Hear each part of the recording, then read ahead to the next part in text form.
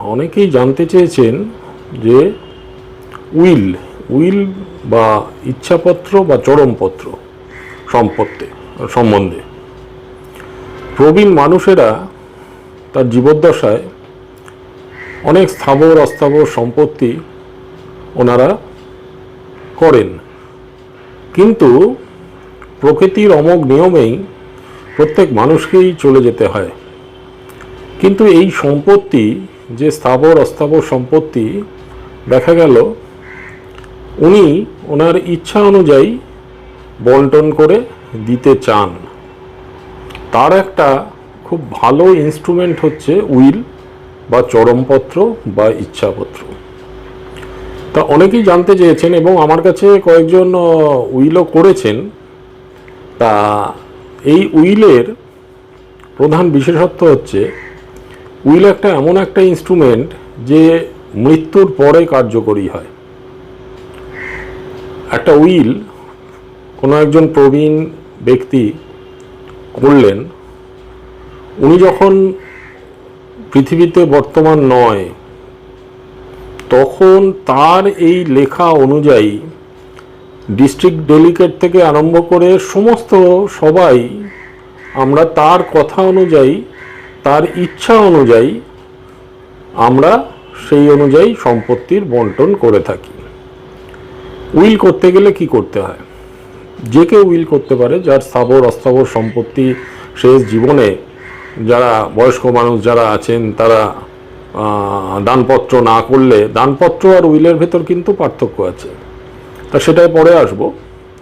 তা উইল করতে গেলে ফার্স্ট হচ্ছে আপনি কিভাবে বা কাকে দিতে চান। আপনার ধরুন 2 ছেলে 3 ছেলে বা 2 মেয়ে, দেখা গেল শেষ জীবনে আপনার কোনো এক ছেলে বা মেয়ে তা আপনার সমস্ত কিছু দেখাশোনা করছে due to love and affection, মানে স্নেহ ভালোবাসায় আবদ্ধ হয়ে আপনি মনে করলেন যে আমি এই ছেলেকে বা এই মেয়েকে আমার সম্পত্তির এই অংশটা দিয়ে যেতে চাই, এবং সেইটা আপনি উইল করলেন।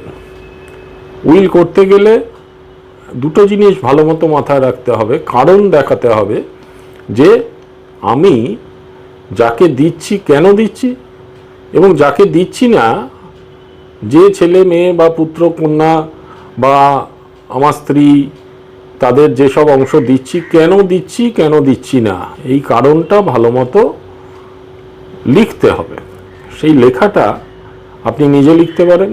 উইলে কোনো স্ট্যাম্প পেপার লাগে না, সাদা কাগজে উইল হয়। আপনি জেনে রাখুন, সাদা কাগজে উইল হয়। উইল কিন্তু ম্যান্ডেটরি নয় রেজিস্ট্রি করার।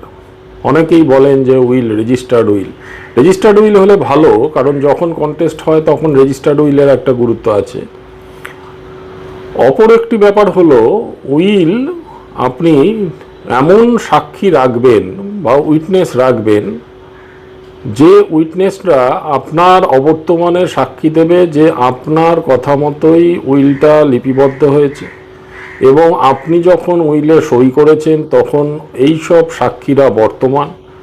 এবং উইলে আমি মনে করি, আমি কিছু কেসে প্রবলেমে পড়েছিলাম, সেইখান থেকে একটা সিদ্ধান্তে উপনীত হয়েছি যে মিনিমাম একজন ডক্টর, আপনি যে সাউন্ড মাইন্ডেড আছেন, মানে আপনি কারোর প্ররোচনায় বা কারোর অনুরোধে উইলটা করছেন না, এবং আপনি সুস্থ শরীরে সরল মনে আছেন, সেই জন্য পারলে কোনো একজন ডক্টরকে দিয়ে সাক্ষীতে রাখবেন।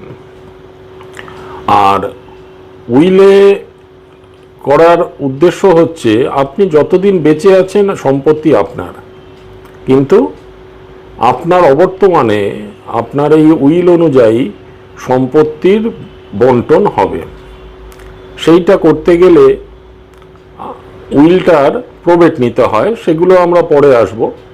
তা উইলের এখন প্রধানত বোঝা গেল যে উইল বা ইচ্ছাপত্র বা চরমপত্র, এইটা করতে গেলে আপনি সাদা কাগজে কোনো একজন অ্যাডভোকেট বা উকিলকে ডেকে তা আপনার ইচ্ছাটা সমস্ত রকম বলুন, এবং আপনার ইচ্ছা অনুযায়ী উনি সেইরকমভাবে কারণ দেখিয়ে কেন কোন সম্পত্তি আপনি আপনার কন্যা বা পুত্র সন্তানকে দিতে চান, কাকে দিতে চান না, সেইটা উনি লিপিবদ্ধ করবেন।